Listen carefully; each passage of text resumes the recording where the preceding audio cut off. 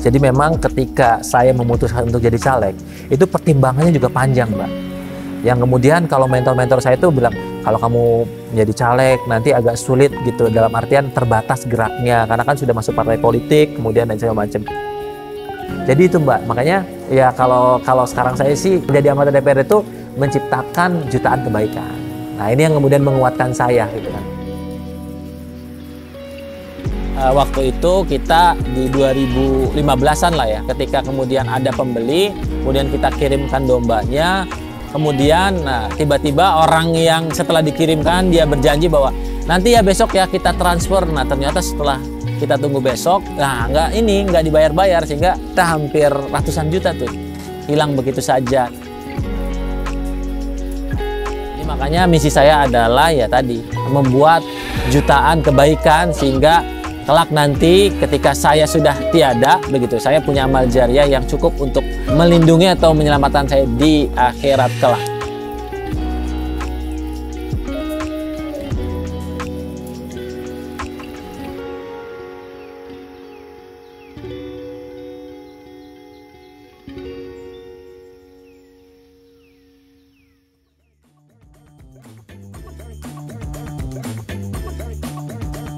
Jadi memang sebelum saya menjadi anggota DPRD, memang saya fokus di bisnis pertanian peternakan di Jawara Farm. Nah, yang melatar belakangi saya akhirnya ingin menjadi anggota DPRD karena memang ternyata ketika saya ada beberapa aspirasi lah terkait tentang pertanian begitu kan, infrastruktur dan segala macamnya itu ya kita aspirasi tapi realisasi ini tuh kadang nggak berjalan dan segala macam. Akhirnya kemudian ya saya mencoba memberanikan diri gitu karena saya yakin ketika saya menjadi anggota DPRD itu saya bisa kemudian merealisasikan program-program yang kalau dulu saya aspirasi ke dinas-dinas gitu. Nah, tapi ini saya bisa rencanakan, bahkan saya anggarkan sehingga ini bisa realisasi gitu. Sehingga semua program-program pertanian yang ada di desa, peternakan yang ada di desa itu bisa berkembang sehingga kemudian apa yang menjadi kendala, menjadi tantangan itu bisa diatasi gitu. Tentunya apa? Dengan bantuan dari penganggaran dari pemerintahan. Jadi memang ketika saya memutuskan untuk jadi caleg, itu pertimbangannya juga panjang, Mbak. Karena di 2019 itu saya berada di titik puncak begitu. Yang kemudian kalau mentor-mentor saya itu bilang, kalau kamu menjadi caleg nanti agak sulit gitu, dalam artian terbatas geraknya, karena kan sudah masuk partai politik, kemudian dan segala macam. Tapi ada beberapa juga saran masukan bahwa dengan adanya kamu menjadi caleg dan terpilih, artinya kan ada perwakilan dari petani peternak yang nantinya bisa memberikan kemanfaatan untuk petani peternak itu. Misalkan program-program petani peternak yang tadinya cuma disampaikan melalui aspirasi, ini bisa kita rencanakan dan kita eksekusi gitu. Nah ini yang kemudian pertimbangan saya antara bahwa karir saya nih agak sulit nanti nih.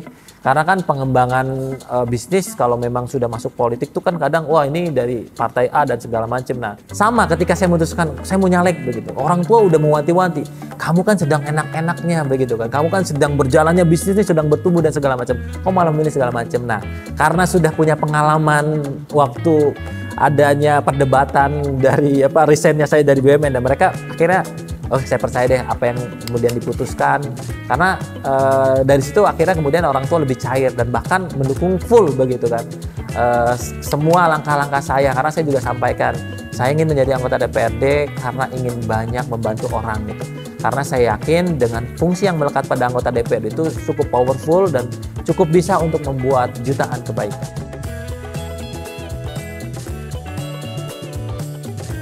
Yang pertama memang saya juga tidak menyangka gitu. Jadi awalnya kaget, saya kira saya cuma nyalonin kemudian ya kalah suara, tapi ternyata suara saya meledak begitu. Nah salah satunya mungkin karena ini juga ya kalau banyak yang bilang bahwa salah satu caleg yang sering masuk TV. Nah ini juga menjadi bahwa ini semua program, semua pengalamannya teruji gitu kan. Dengan apa? Dengan salah satu indikatornya adalah sudah diliput, artinya memang sudah benar-benar gitu. Makanya ketika di 2020 saya langsung betul-betul istilahnya sangat bergembira gitu ya, karena dulu Jawara Farm ya cuma bisa bantu 200, tapi dengan jadi anggota DPRD 7.000 bahkan lebih gitu orang yang bisa terbantu. Ini yang kemudian sangat-sangat mengharukan begitu Mbak ya. Jadi kalau dulu itu kita hanya bisa bantu petani peternak itu barangkali cuma 200-an petani peternak lah ini. Tapi ketika menjadi anggota DPRD, Mbak, akhirnya kemudian saya membuat program stimulus modal untuk petani peternak. Jadi hampir 7.000 petani peternak bisa saya bantu. Jadi makanya ternyata dengan fungsi yang ada di DPRD itu fungsi budgeting, budgeting, pengawasan dan peraturan daerah. Ini yang mendorong saya akhirnya saya bisa membantu lebih banyak lagi. Jadi 7.000, bayangin dari 200 nih di Jawara Farm nih jadi 7.000. Nah makanya insya Allah sih kita sedang menggagas badan usaha milik daerah agro, yang mana ini bisa membantu para petani peternak untuk dalam hal pemasaran. Jadi nanti diserap tuh sama BUMD, dan yang paling penting adalah permodalan. Sehingga kemudian para petani peternak itu tidak lagi kesulitan gitu untuk mencari modal. Nah, bisa kita berikan akses stimulus pemodalan. Nah ini aspirasi yang sekarang sedang kita garap, yaitu pembentukan badan usaha milik daerah khusus bidang agro. Jadi BUMD Agro Kota Serang.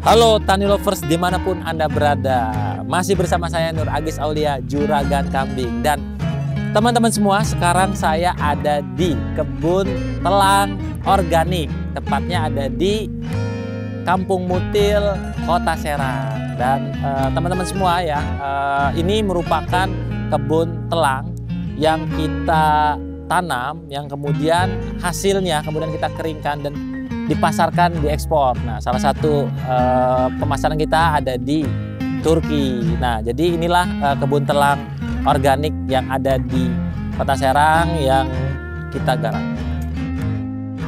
Nah, kalau luasan lahan di sini kurang lebih 8.800. Jadi hampir 1 hektar kurang 200-an meter. Bisnis telang ini saya coba bangun ini belum lama sebenarnya, dari 6 bulan sebelumnya. Karena memang waktu itu ada kebutuhan telang ya, di salah satu negara, yaitu di Turki, terkait tentang telang. Karena memang ternyata di sana budayanya itu budaya ngeteh ya. Nah kalau di kita kan budaya ngopi gitu, kalau di sana ngeteh.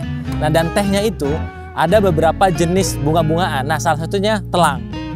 Nah jadi teman-teman semua, ini saya memang sedang mengawali tanaman telang ini di 1.000 meter. Dan itu setiap bulan tuh panen, setiap hari itu mendapatkan bunga telang basah sekitar 500 kg. Dan kemudian kita keringkan, kurang lebih dapat 50 kg. Nah ketika kita rupiahkan ya tinggal dikali 200.000 tuh. Jadi 50 kg dikali 200.000 berarti 1 juta. Itu untuk 1.000 setiap bulan. Nah itu yang menarik tuh, setiap bulan kita membudayakan telang yang memang orientasi ekspor, memang betul-betul full organik. Jadi kita pakai pupuk organik tanpa pestisida. Nah ini yang kemudian tentunya perawatannya harus benar-benar ekstra. Karena saya mengimani sebuah jargon bahwasanya ya tidak ada kesuksesan tanpa kedisiplinan. Jadi ketika saya memilih untuk melakukan beberapa aktivitas, jadi mengelola unit-unit usaha yang banyak itu, kuncinya ada disiplin waktu. Jadi kapan saya harus kemudian di kebun, kapan kemudian di kandang, kemudian kapan saya juga harus bekerja di DPRD. Jadi ini yang kemudian saya atur secara manajemen waktunya, dan kuncinya ada disiplin. Nah ketika kita disiplin, soalnya kita itu bisa berjalan. Dan yang paling penting adalah saya punya tim. Nah akhirnya kemudian saya berbagi peran dengan tim-tim yang ada. Nah ini yang kemudian seluruh unit-unit usaha yang kita jalani dan seluruh aktivitas saya kemudian bisa berjalan beriringan dan sama-sama bergerak maju dan bertumbuh.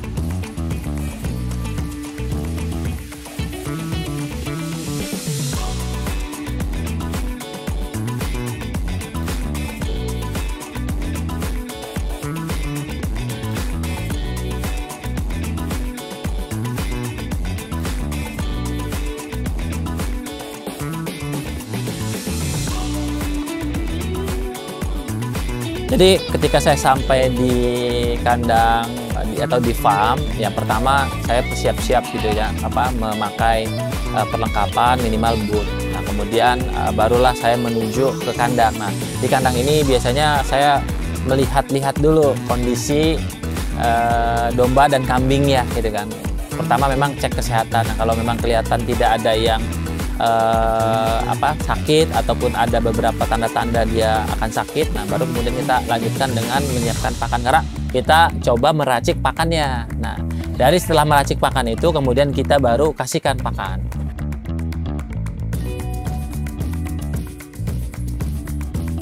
Nah dalam proses pemberian pakan itu, nah ada proses pemerahan. Nah proses pemerahan ini memang ada SDM khusus yang memerah.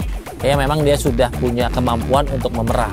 Karena memang proses pemerahan ini tidak bisa dilakukan oleh SDM atau orang yang memang belum punya pengalaman memerah. Karena ini bisa berefek kambing perahnya atau indukan yang diperahnya itu bisa stres dan segala macamnya. Untuk proses pemerahan tadi ya kita menyiapkan semua toolsnya. Pertama kita cuci dulu ininya bagian kambingnya, kemudian setelah itu kita keringkan, baru kemudian kita perah. Nah setelah kemudian diperah, susunya kemudian kita coba dibungkus terlebih dahulu karena akan diproses ke pasteurisasi, baru kemudian kita packing per botol. Jadi botol 250 ml ini yang kemudian dijual di pasar.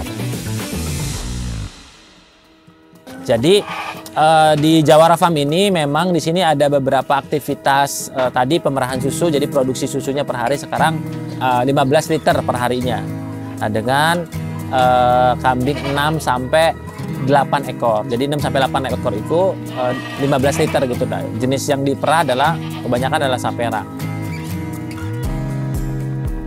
Produk kambing yang dipotong untuk pasar akikah ini dijual, memang kita selain mengoptimalkan channel pemasaran online, kita juga offline. Nah, online-nya adalah dengan optimasi Facebook Ads, Instagram Ads begitu. Nah, kemudian di Jawara Farm itu bisa yang ingin membuka usaha akikah gitu kan, punya brand akikah. Nah, kita bisa berkolaborasi. Jadi kita menyiapkan kambingnya, kemudian pemotongannya begitu, sehingga kemudian ini bisa diunikan. Nah, itu kita optimalkan. Jadi jaringan agen, reseller, dan kemitraan inilah yang kemudian kita optimalkan untuk penjualan secara offline-nya.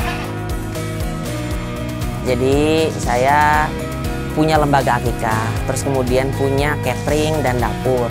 Tapi kita belum kandang, baru bermitra dengan Jawara, karena Jawara punya kandang gitu kan. Karena kita beli ke Jawara, terus kemudian Jawara menyediakan kambing, kita menyediakan dapur, kira-kira begitu.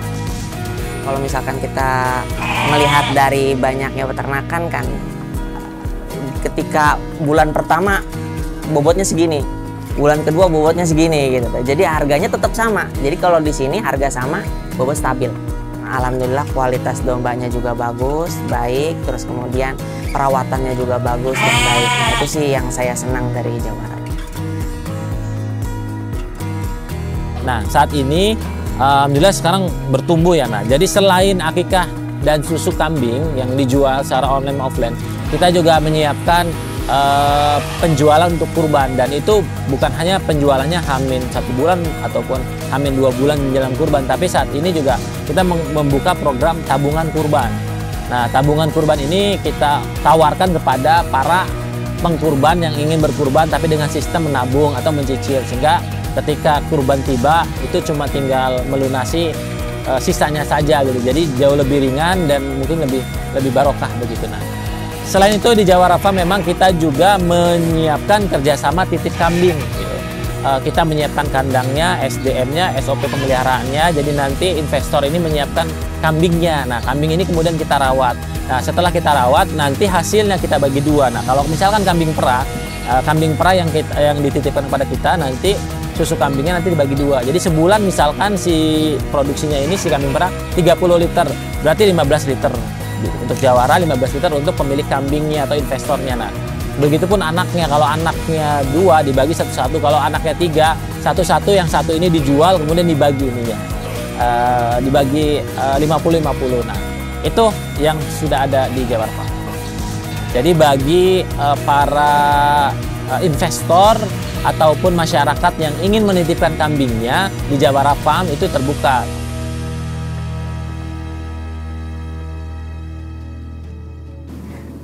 Awalnya sih kita coba-coba dulu ya, lihat di sosmed, di IG ada ini Mas Agis ya, Jawara Farm itu. Jadi kok seperti menguntungkan gitu investasinya. Tapi sebelum kita langsung mulai, oke, kita pelajari dulu Jawara Farm itu seperti apa. Kita cari-cari dulu informasinya di YouTube, sosmed yang lain. Sebenarnya setelah lihat di sini, setelah berkunjung ke sini, makin yakin gitu sama di sini sama Jawara Farm.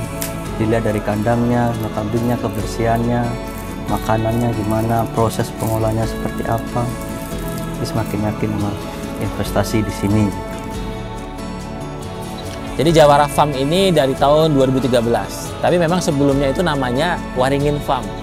Nah, karena di sini wilayahnya Waringin, kemudian kita rebranding menjadi Jawara Farm karena memang menurut saya Jawara Farm ini salah satu brand yang kita percayai bahwa ini akan bisa bertumbuh gitu kan. Jadi saat ini Jawara Farm ini kita ada kandang mitra, kandang produksi, salah satunya di Waringin Kurung, Kabupaten Serang, kemudian ada di Baros, Kabupaten Serang, kemudian ada di Cariu, Kabupaten Bogor, Jawa Barat, dan ada di Gerabak, Magelang, Jawa Tengah.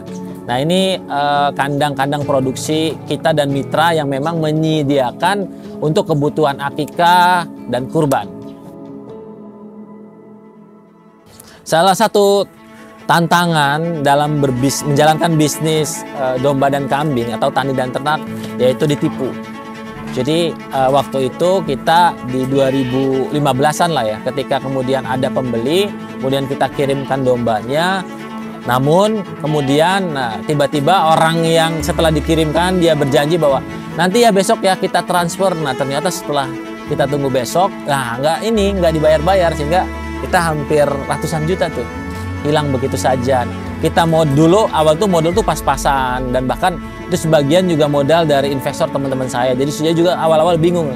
Nah, nanti gantinya seperti apa nih dengan posisi saya waktu itu ditipu. Nah, akhirnya kita menjualkan kambing domba mitra-mitra lain, peternak-peternak lain. Nah, sehingga kemudian dari situlah kemudian kita bangkit pelan-pelan. Akhirnya alhamdulillah sekarang sudah bisa terselesai. Jadi itu pengalaman yang cukup menantang dan cukup menakutkan gitu bagi saya pemula yang kemudian ditipu hampir puluhan kambing dan nilainya ratusan juta.